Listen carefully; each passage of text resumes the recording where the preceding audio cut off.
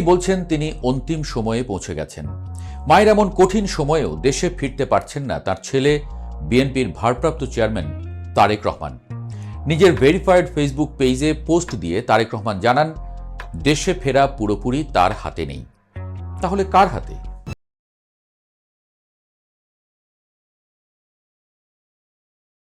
BNP নেতারা তার নিরাপত্তা ঝুঁকির কথা বলছেন। বিশ্লেষকরা অনেকে বলছেন, জুলাই গণ অভ্যুত্থানের মধ্য দিয়ে হাসিনা সরকারের পতনের পর যারা বিভিন্ন সুযোগ সুবিধা ভোগ করছেন তাদের অনেকে চায় না তারেক রহমান দেশে ফিরুক। কারণ তারেক রহমান ফিরলে দেশের মানুষ পুরোপুরি তার পক্ষে চলে যাবে। তিনিই হবেন বাংলাদেশের ভবিষ্যৎ রাজনীতির নিয়ন্ত্রক। এর ফলে বর্তমান সুবিধাভোগী গোষ্ঠী গুরুত্ব হারাবে। বিশ্লেষকদের আরেকটি অংশ বলছেন, এর পেছনে আছে ব্রিটেনের এমপি সাবেক মন্ত্রী টিউলিপ সিদ্দিকের হাত। কিভাবে? বিএনপির ভারপ্রাপ্ত চেয়ারম্যান তারেক রহমান বর্তমানে ব্রিটেনে রাজনৈতিক আশ্রয়ে আছেন। তিনি ব্রিটেনের নাগরিক নন, তবে নাগরিকের মতোই প্রায় সব ধরনের সুবিধা পান। ব্রিটেনের রাজনৈতিক আশ্রয় প্রার্থীরা সেখানে ভোট দিতে বা নিজের নামে সম্পত্তি কিনতে পারেন না, কিন্তু ব্যবসা বা চাকরি করতে পারেন।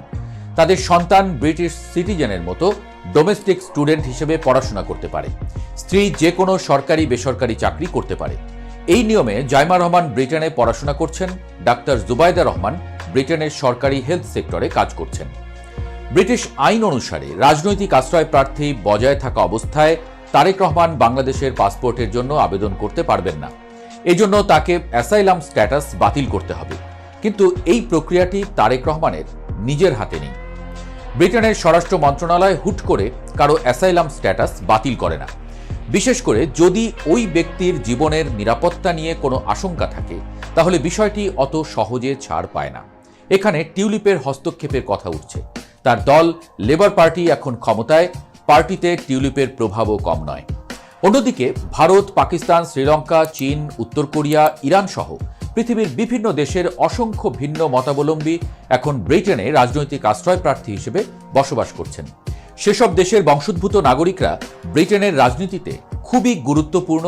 সাবেক প্রধানমন্ত্রী ঋষি সুনাক থেকে শুরু করে টিউলিপ সিদ্দিক পর্যন্ত অসংখ্য মানুষের পূর্বপুরুষ অন্য দেশ থেকে ব্রিটেনে আশ্রয় নিয়েছে। কাজেই কোনো নিরাপত্তা আশ্রয় প্রার্থীর অ্যাসাইলাম স্ট্যাটাস বাতিল করার পরে তিনি যদি নিরাপত্তা ঝুঁকিতে পড়েন, তাহলে তা ব্রিটেনের রাজনীতিতে মারাত্মক প্রভাব ফেলবে।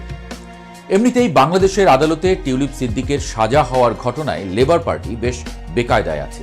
নতুন করে বিপদ বাড়ানোর ঝুঁকি তারা নিতে চাইবে না, এটাই স্বাভাবিক। তবে আশার কথা হলো, বাংলাদেশ সরকার এরই মধ্যে দেশনেত্রী বেগম খালেদা জিয়াকে ভিভিআইপি প্রোটোকল দেবার কথা ঘোষণা করেছেন।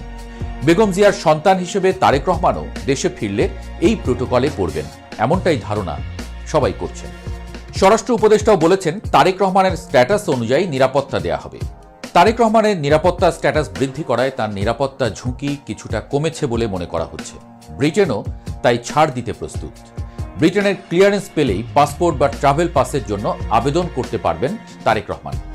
লন্ডনে বাংলাদেশ দূতাবাসও যে কোনো মুহূর্তে তার জন্য পাসপোর্ট বা ট্রাভেল পাস দিতে প্রস্তুত।